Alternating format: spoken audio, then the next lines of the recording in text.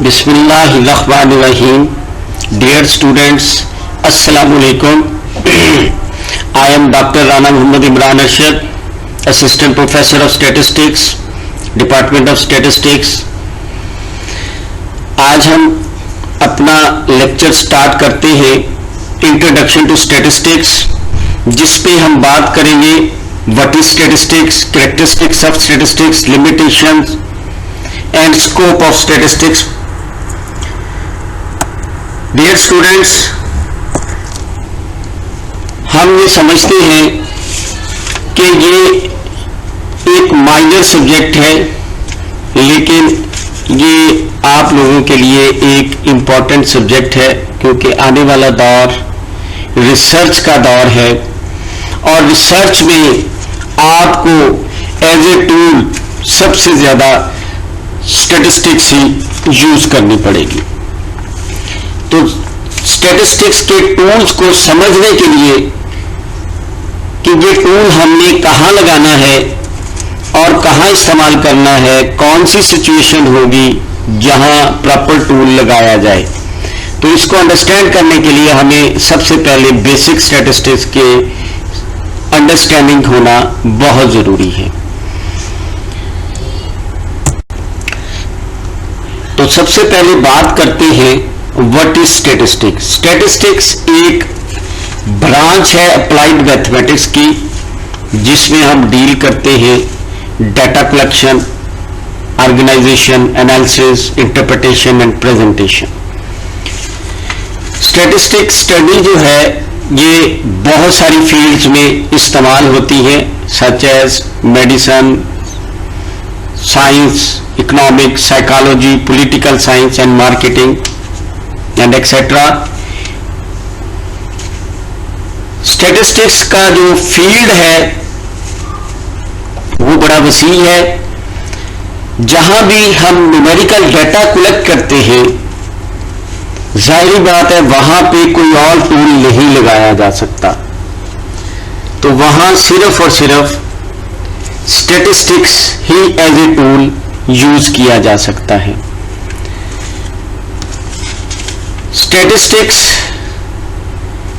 Deal करती है collection, classification, analysis, interpretation of the numerical facts of the data by use of mathematical theories of probability, imposed order and regularity on aggregates of more less disparate elements. Statistics को हम दो term में define करते हैं. एक है इसकी singular sense और एक दूसरी है इसकी प्लूरल सेंस.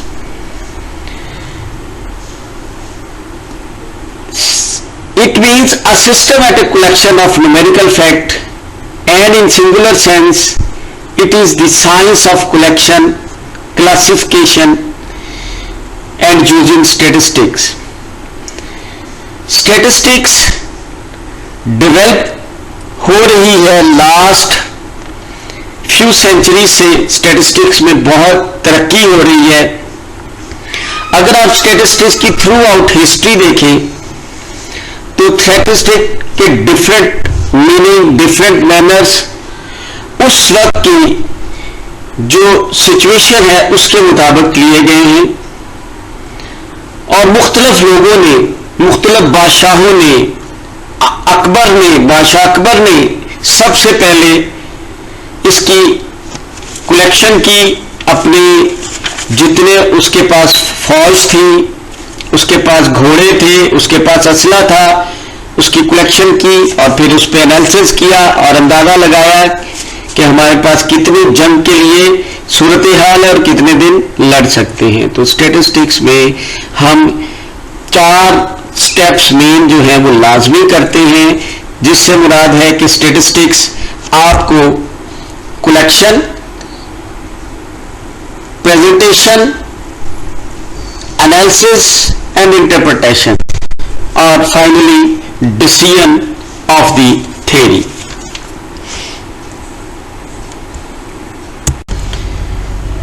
तो मुख्तलिफ लोगों ने स्टैटिस्टिक्स को अपने अपने अंदाज में, उनमें से चंद लोग मैंने लिए हैं। आप नेट पे जाएंगे, आपको बेतहाशा इससे रिलेटेड मटेरियल मिल जाएगा। तो बाउले एक स्टैटिस्टिशियन था, उसने स्टैटिस्टिक्स को कहा कि statistics is a science of counting, यानी उसने अपने लिहाज से इसको कहा कि इसकी साइंस ऑफ काउंटिंग है। आप इसको स्टैटिस्टिक को एनिमल्स की काउंटिंग कर लें, ट्रीज की काउंटिंग कर लें, फाइटिंग फोर्सेस की काउंटिंग कर लें, और उसके बाद उसका ऊपर मेथड लगा के उसका एनालिसिस करें और उसकी इंटरप्रिटेशन करें। इसी तरह बुडिक्टर ने इसको डिफाइन किया कि science of estimate and probabilities, कि ये साइंस ऑफ एस्टिमेट्स है और प्रोबेबिलिटीज पे है। यानी इसका मॉडर्न स्टैटिस्टिक के साथ बहुत ज्यादा ताल्लुक है कि ये साइंस ऑफ प्रोबेबिलिटी है, किसी चीज के आने के चांसेस का नाम है। There are some areas of statistics in which probability is not used, यानी इसकी डेफिनेशन एस्टिमेट्स और प्रोबेबिलिटीज की बेस पे हम कहते हैं कि ऐसा एरिया जिसके आने की कुछ चांसेस हैं। फॉर एग्जांपल कॉइन टॉस कर रही हैं तो दो ही पॉसिबिलिटीज हैं कि आपके पास ये हेड आएगा या टेल आएगी। इसी तरह एक और डेफिनेशन W.I. किंग ने दी, जिसमें उसने कहा statistics is a method of judging collection, natural or social phenomena from the result obtained from analysis and enumeration or collection of estimates।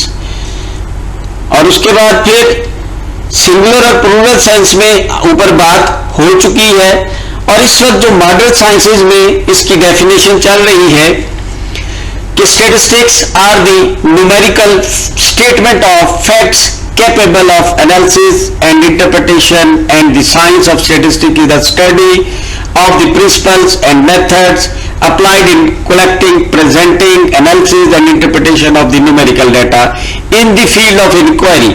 जैसा कि मैंने तो field of inquiry आपको सबसे पहले तय करना है कि आप करना क्या चाहते हैं, क्या करने जा रहे हैं। सबसे पहले field of inquiry तय करेंगे और उसके बाद आगे चलेंगे। अब हम बात करते हैं काइंड्स और branches of statistics.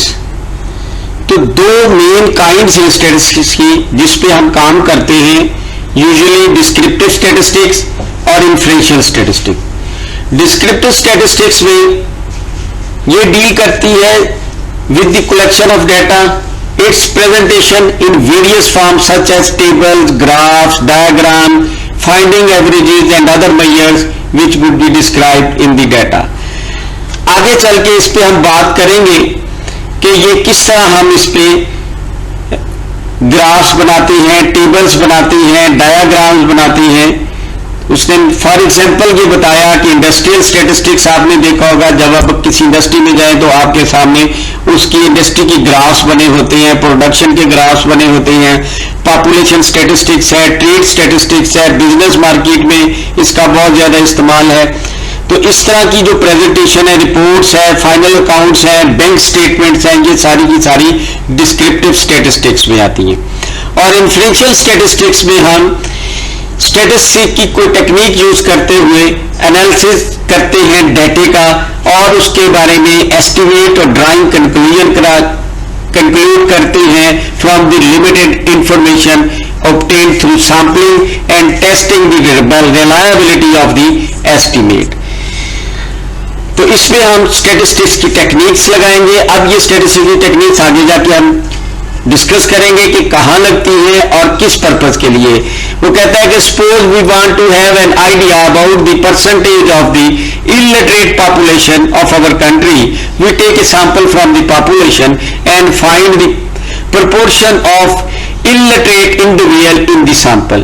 With the help of probability, this sample proportion enable us to make some inferences about the population proportion। This study belong to the inferential statistics। ये उसने inferential statistics की एक definition की। अब यहाँ दो लफ्ज use हुए जिससे शायद आप पहले वाकिफ ना हो या नाम तो सुना होगा, लेकिन सैंपलिंग आप भी करते हैं अपनी जॉलॉजी में।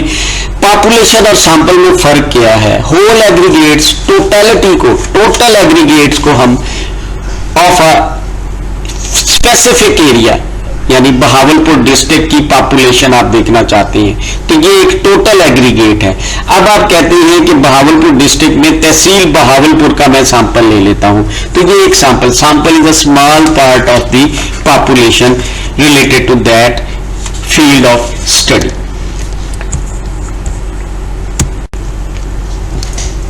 अब हम बात करेंगे कि स्टैटिस्टिक्स के कैरेक्टरिस्टिक्स क्या हैं, स्टैटिस्टिक्स काम कैसे करती है। स्टैटिस्टिक्स एग्रीगेट्स ऑफ फैक्ट्स पे काम करती है, यानी सिंगल ऑब्जर्वेशन स्टैटिस्टिक्स नहीं हो सकती, एक से ज्यादा ऑब्जर्वेशन एग्रीगेट ऑफ फैक्ट हम कहते हैं। और स्टैटिस्टिक्स न्यूमेरिकली एक्सप्रेस की जाती है, स्टैटिस्टिक्स को हम न्यूमेरिकली एक्सप्लेन करते हैं, काउंटिंग करते हैं यानी न्यूमेरिकल डाटा में एक्सप्लेन कर सकते हैं। और स्टैटिस्टिक्स डिविडेटेड और estimated according to a reasonable standard of accuracy. Statistics जो है वो एक रीजनेबल स्टैंडर्ड ऑफ एक्यूरेसी पे कलेक्ट की जाती है और statistics collected for a pre determined purpose, तो अपने पर्पस को पहले हमें डिफाइन करना बहुत जरूरी है। Statistics are collected in a systematic manner, statistics एक सिस्टमैटिक मैनर में काम करती है, बिल्कुल उसी तरह जिस तरह एक कंप्यूटर अपनी लूप बनाते हुए चलता है, उसके किसी एक लूप में फ्लॉ रह गया तो पूरे का पूरा सॉफ्टवेयर स्टैटिस्टिक्स का जिसपे हमने कंक्लूजन ड्रा करना है वो रन नहीं होगा और ना ही उस पर कोई कंक्लूजन निकलेगा। तो एक सिस्टमैटिक मैनर में इसने काम करना है। Statistics must be comparable to each other. अब जो स्टैटिस्टिक्स हम लेंगे वो कंपेरेबल होगी, आपस में उसको कंपैरिजन किया जा सकेगा, कंपैरिजन करने से हमें डिसीजन मिलेंगे। उसके बाद इसकी कुछ लिमिटेशंस हैं, हर चीज की कुछ लिमिटेशन है। तो लिमिटेशन में स्टैटिस्टिक्स वो कहता है कि does not deal with the isolated measurements और स्टैटिस्टिक डील ओनली ए क्वांटिटेटिव कैरेक्टरिस्टिक्स, जो क्वांटिटेटिव कैरेक्टरिस्टिक्स हैं उस पर बात करती है। स्टैटिस्टिक्स लॉ जो होते हैं वो ट्रू ऑन द एवरेज वो ट्रू माने जाते हैं और statistics are aggregates of facts पे ऊपर बात हुई, सिंगल ऑब्जर्वेशन को कहते हैं स्टैटिस्टिक्स नहीं हो सकती। It deals with the group and aggregate only. Statistics method are best applicable and quantitative data, quantitative data पे स्टैटिस्टिकल जो मेथड्स हैं वो बेस्ट एप्लीकेबल होंगे। Statistics can not be applied to heterogeneous data, heterogeneous data पे homogeneous data और heterogeneous data, different heterogeneous data पे statistic यानी एक आपने ये हेट्रोजीनियस से मुराद ये है कि आपने डाटा ले लिया, एक आपने सैंपल लिया पॉपुलेशन का, एक सैंपल ले लिया टेबल का, एक सैंपल ले लिया आपने किसी और चीज का एग्रीकल्चर से, तो ये हेट्रोजीनियस डाटा इस तरह आप कलेक्ट करेंगे तो उस पर स्टैटिस्टिक यानी जब आप फील्ड ऑफ स्टडी डिसाइड करेंगे तो उसी से ही डाटा कलेक्ट करेंगे। होमोजीनियस डाटा होना जरूरी। It sufficient care is not exercised in collecting, analyzing, interpretation of the data, statistical result mislead करेंगे। अगर ये सारा प्रोसेस करते वक्त ये जो 4 स्टेप्स मैंने आपको बताए इस पे अगर आप केयर नहीं करेंगे और डाटा सही तौर पे ही कलेक्ट नहीं होगा तो अगले सारे स्टेप्स बेकार हो जाएंगे। या एनालिसिस में कोई आपने मिस्टेक कर दी, जब एनालिसिस में मिस्टेक हो गई तो आपकी इंटरप्रिटेशन भी ठीक नहीं होगी, आपके डाटे जो है आपके रिजल्ट आपको मिसलीड करेंगे। Only a person who has expert knowledge of statistics can handle statistical data efficiently, यानी वो आदमी जिसको स्टैटिस्टिक के टूल्स का इस्तेमाल का सही पता है कि कौन सा टूल कहाँ लगाना है, कौन सा पेज किस पेज का से खोलना है, किस नंबर से खोलना है, तो जब तक वो नॉलेज रखने वाला आदमी स्टैटिस्टिक्स को डील नहीं करेगा तो स्टैटिस्टिक एफिशिएंटली काम नहीं करेगी। Some errors are possible in statistical decision. Statistical decision लेते वक्त कुछ एरर आ सकती हैं। उसकी वजह ये होती है कि इन्फ्लेशन स्टैटिस्टिक जब आप करते हैं तो we do not know whether an error has been committed or not, कि कहाँ कहीं आपने डाटा कलेक्शन करते वक्त या कोई और काम करते वक्त कहीं एरर आ गया है तो उस एरर का बाज़ औक़ात नहीं पता लगता और एरर आने के चांसेस होती हैं।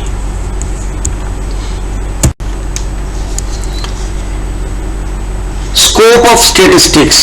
Statistics is indispensable in this modern age. इस मॉडर्न एज में स्टैटिस्टिक्स के बगैर कोई भी प्लानिंग, कोई भी डिसीजन, कोई भी चीज नहीं हो सकती, खास तौर पे इकोनॉमिक डेवलपमेंट में।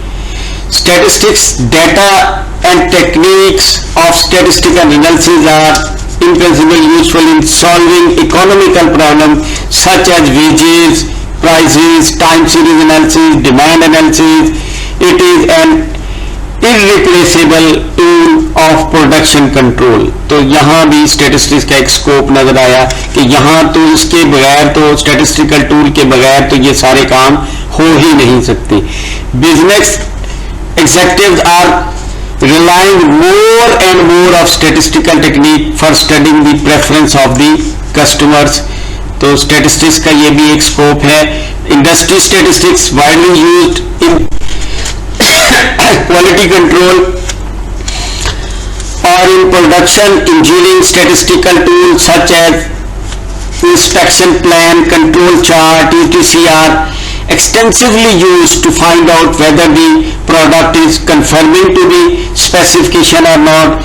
इसी तरह statistics useful bankers, insurance companies, social worker, labor, union, trades, association, chambers and other politicians are also used for the analysis. So this is the scope of the statistic. तो ये chart आपको मैं दिखाना जरूरी समझता हूं। बीइंग ए ज़ूलॉजिस्ट आप इस पे काम करेंगे और अपनी रिसर्च फाइनलाइज करेंगे तो PPDAC टेप, जिसमें सबसे पहले आपने अपना प्रॉब्लम डिसाइड करना है। आप अपने डायनामिक्स में रहते हुए आप प्रॉब्लम डिफाइन करेंगे कि हमारा प्रॉब्लम क्या है, फिर उसका प्लान तैयार करेंगे यानी सैंपल डिजाइन बनाएंगे, डाटा मैनेजमेंट करेंगे और उसकी पायलटिंग करके एनालिसिस करेंगे। कुछ सैंपल लेके, पायलटिंग से मुराद ये है कि कुछ सैंपल लेके पहले उस पर एनालिसिस करके रिजल्ट देखेंगे, आया ये टेक्निक ठीक लग रही है कि नहीं लग रही। उसके बाद फिर आप जब कंफर्म कर लेंगे कि आया पायलटिंग के रिजल्ट बेहतर आ रहे हैं तो क्या यही डाटा हमारे काम आ सकता है जिस पे हम काम करना चाह रहे हैं, फिर आप डाटा कलेक्शन करेंगे, डाटा की मैनेजमेंट करेंगे और डाटा की क्लीनिंग करेंगे। आगे जाके इस पे बात करेंगे कि डाटा की क्लीनिंग कैसे करते हैं, डाटा मैनेजमेंट कैसे करते हैं। और उसके बाद आप एनालिसिस करेंगे। एनालिसिस में आप डिसाइड करेंगे कि कौन सी टेक्निक लगानी है, क्या इस पे काम करना है, कौन सा स्टेटिस्टिकल टूल निकालना है। और ये जब एनालिसिस हो जाएगा तो आपके सामने फाइनली एक रिजल्ट आ जाएगा। उस रिजल्ट की बेस पे आप कंक्लूजन डिला करेंगे। कंक्लूजन में आप उसके बाद जब कंक्लूजन आपके पास आ जाएगा तो उस डाटे की बेस पे आप फर्दर फ्यूचर रिसर्चर को भी बता सकते हैं कि अब इस पे ये न्यू आइडिया लगाया जा सकता है और इससे एक ये चीज नई डेवलप होती है। तो स्टेटिस्टिक्स को मैं समझता हूं कि क़यामत वाले दिन on the day of judgement सबसे ज्यादा एप्लीकेशन जो है वो स्टेटिस्टिक्स की ही होनी है। देखिएगा, दो स्टेटिस्टिशियन अल्लाह ताला ने हमारे शोल्डर पे बिठा दिए हैं। ये अलग बात है कि ये जो बेचारा दाईं साइड वाला है ये सोया पड़ा है और बाईं साइड वाला काम पे लगा हुआ है। तो मेरी आपसे दरख्वास्त है कि एक तो दाईं साइड वाले को भी जगाएं और काम पे लगाएं ताकि अल्लाह ताला जो इस वक्त की मौजूदा सूरत हाल है उससे हमें निकालें। और ये सबसे पहला काम इन्होंने स्टेटिस्टिशियन ने, इन दो को मैं स्टेटिस्टिशियन कह रहा हूं अपनी जबान में, इन्होंने कलेक्शन कर ली। उसके बाद क़यामत वाले दिन आपके सामने कहा जाता है आमाल नामा सजा दिया जाएगा। तो प्रेजेंटेशन ऑफ दी डाटा आपके सामने आ जाएगी। आपने जो अमाल किए हैं आपके सामने, उसके बाद उसका एनालिसिस होगा, आपने कितने गुनाह किए, कितने नेकी के काम किए। उसके बाद फिर उसका फाइनली एनालिसिस के बाद कंक्लूजन ड्रा होना है और फिर डिसीजन होना है। ये वहां की सिचुएशन है कि अल्लाह ताला हो सकता है किसी एक अच्छे अमल की वजह से सारे गुनाह माफ कर देना, या नाउज़ बिल्लाह किसी अमल की वजह से सारे हमारे अमाल जाया हो जाए। तो हमें इस पे भी सोचना है। और ये देखिएगा क़यामत वाले दिन ये सारी की सारी स्टेटिस्टिक्स की एप्लीकेशन आपको डे ऑफ जजमेंट नजर आएगी। और यही काम हम दुनिया में भी एक्चुअल कर रहे होते हैं। तो ये जाहिर बात है, ये दुनिया जो है ये हम अपनी जिंदगी को अल्लाह और अल्लाह के बताए हुए रूल्स के असूल के मुताबिक चलाएंगे, शरिया के मुताबिक चलाएंगे, सुन्नत के मुताबिक चलाएंगे, तो इंशाअल्लाह दुनिया में भी कामयाबी होगी और आखिरत में भी कामयाबी होगी। अल्लाह हाफिज।